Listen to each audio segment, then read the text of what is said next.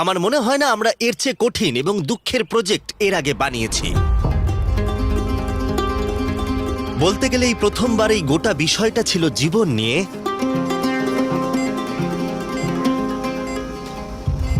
এবং মৃত্যু নিয়ে।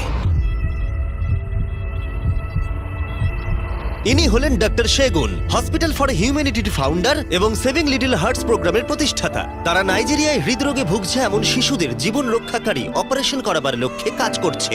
হসপিটালস ফর হিউম্যানিটির বর্তমানে একমাত্র উদ্দেশ্য হলো যত বেশি সম্ভব জন্মগত হৃদরোগে আক্রান্ত শিশু রয়েছে তাদের চিকিৎসা করা। হৃদরোগ স্ট্রেপ থ্রোট থেকে হয় এবং তারপর সেই শিশুটির একটা অপারেশন করার প্রয়োজন পড়ে। আর দুর্ভাগ্যবশত আফ্রিকার শিশুরা সেই রকম চিকিৎসা পায় না যেটা অন্যান্য দেশের সব শিশুরা সম্ভবত পেয়ে থাকে। এই সমস্ত বাচ্চাদের ভীষণ সাহায্যের প্রয়োজন। হসপিটাল ফর হিউম্যানিটি সেই সাহায্য প্রদানের জন্য যথাসাধ্য চেষ্টা করছে, কিন্তু এইটুকু সম্বল দিয়ে আমরা বেশি কিছু করতে পারছি না।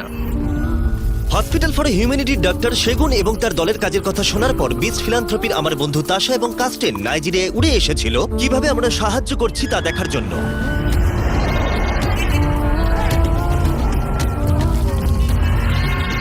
ওরা লাগোসের ডায়ামন্ড হাসপাতালে ডক্টর সেগুনের সাথে দেখা করতে যায়, যিনি তারপর তাদের অপারেশনের অপেক্ষায় থাকা সমস্ত শিশুর সাথে পরিচয় করিয়ে দেন। এই শিশুদের মধ্যে কেউ কেউ হয়তো তাদের প্রয়োজনীয় চিকিৎসা কখনোই পাবে না। আসলে আমাদের তালিকায় কিছু না কিছু শিশু থাকে যাদের অপারেশন প্রয়োজন, কিন্তু করাবার মতো পরিস্থিতি একদমই থাকে না। ব্যাপক দারিদ্রতার কারণে গোটা নাইজেরিয়া জুড়ে অনেক হাসপাতালেই জটিল চিকিৎসার জন্য প্রয়োজনীয় সরঞ্জামের অভাব রয়েছে।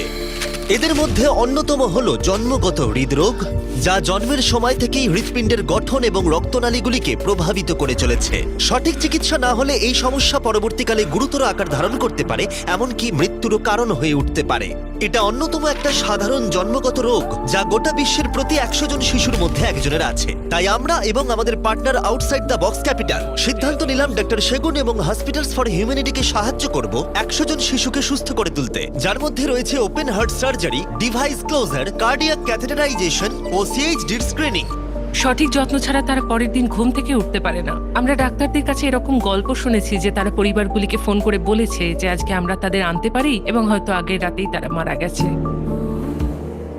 তাই এই গল্পগুলো শুনে আমরা বুঝতে পারি যে এই মানুষগুলি তাদের সন্তানদের হারাচ্ছে এবং খুব দ্রুত ঘটছে এটা। হসপিটাল ফর হিউম্যানিটি চেষ্টা করছে, কিন্তু অনেকগুলি পরিবার আছে যারা তাদের সন্তানদের বেড়ে উঠতে দেখতে পাবে না। বিষয়টা সত্যি জীবন আর মৃত্যুর ব্যাপার।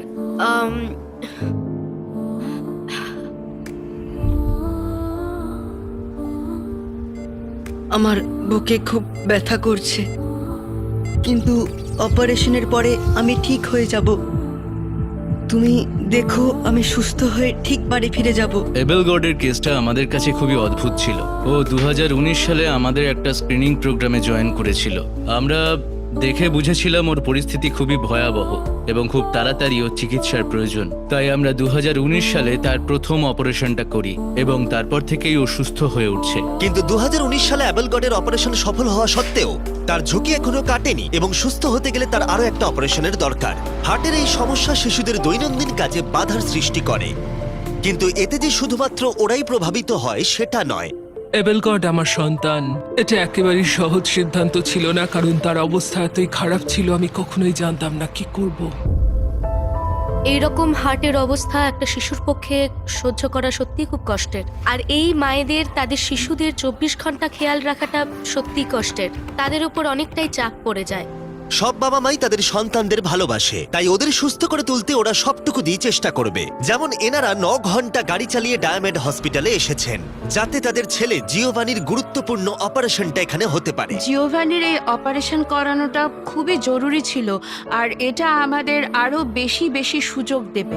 আমি আগে যেটা করতে চাই সেটা হলো আমি নাচতে চাই আর পুরোপুরি সুস্থ হতে চাই।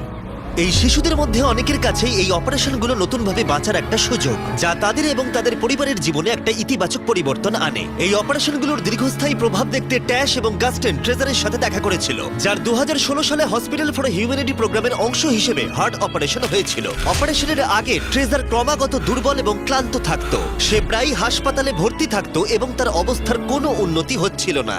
তার চিকিৎসার বিল মেটাতে তার মাকে একাধিক চাকরি করতে হয়েছিল এবং প্রতিবারই তার সমস্ত অর্থ খরচ হয়ে যেত। কিন্তু ডাক্তার সেগুনের সাথে দেখা করার পরে এবং হসপিটালস ফর হিউম্যানিটি প্রোগ্রামের তত্ত্বাবধানে তার হার্ট সার্জারি হবার পরে ট্রেজারের স্বাস্থ্যের ব্যাপক উন্নতি হয়। কিছু বুঝে ওঠার আগেই সে স্কুলে ফিরে এসেছিল এবং বন্ধুদের সাথে ফুটবল খেলতেও শুরু করে দিয়েছিল।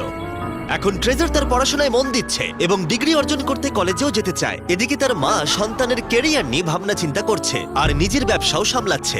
আমরা প্রতিটি কাজ, প্রতিটি চ্যালেঞ্জ, প্রতিটি লক্ষ্য গ্রহণ করতে এবং পরবর্তী স্তরে যেতে প্রস্তুত। আমাদের এখন সুযোগ আছে, আমাদের জীবন আছে। এদিকে ডায়মন্ড হাসপাতালে 13 বছর বয়সে একজন ছেলেকে তার ওপেন হার্ট সার্জারি করতে অপারেশন রুমে নিয়ে আসা হয়। তার নাম হলো মার্ভেলাস। আজ আমরা যে শিশুটির অপারেশন করছি তার জন্মগত হৃদরোগ রয়েছে। এর মানে হলো তার হৃৎপিণ্ডে একটি ছিদ্র রয়েছে এবং তার ফুসফুসে রক্ত প্রবাহ সংকুচিত হয়ে গেছে। আমার নাম মিসেস রোজ, আর মার্ভেলাস আমার একমাত্র ছেলে। আমার একটু সন্দেহ হচ্ছে, কিন্তু আমার ছেলে বলছে, মা আমি ঠিক হয়ে যাব, চিন্তা করো না। অপারেশনের সময় মার্ভেলাসের মা খুবই চিন্তিত অবস্থায় বাইরে অপেক্ষা করছিল এবং অপারেশন যাতে সফল হয় তার প্রার্থনা করছিল তাদের নতুন জীবনের আশা নিয়ে।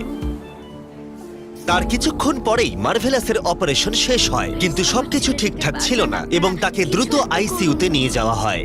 শুরু থেকেই অনেকগুলো ইস্যু ছিল, কারণ হার্টটা প্রথম থেকেই অনেক বেশি দুর্বল।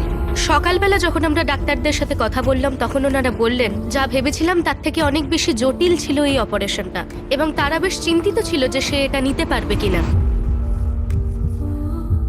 কিন্তু আজ সকালে আমরা ওর সাথে আইসিইউতে দেখা করলাম এবং আপনারা দেখতেই পাচ্ছেন যে কত তাড়াতাড়ি ও রিকভার করেছে আর কতটা সুস্থ হয়ে গেছে ও। আমি তাদেরকে অনেক ধন্যবাদ জানাতে চাই যারা বাচ্চাদের জন্য এত কিছু করে যাচ্ছে আর তাদেরকে একটা নতুন জীবন দিচ্ছে। অপারেশন শেষ হয়ে যাবার পরেও যদিও কিছুটা ঝুঁকি ছিল, তবুও মার্ভেলাস সুস্থ হয়ে উঠল এবং অপারেশনও সাকসেসফুল হলো। হাসপাতালে কিছুদিন থাকার পর সে স্বাভাবিক জীবনে ফিরে যাবে, কারণ তার ফুসফুস এখন ঠিকঠাক অক্সিজেন গ্রহণ করতে পারছে যাতে তার হার্ট সঠিকভাবে কাজ করতে পারে।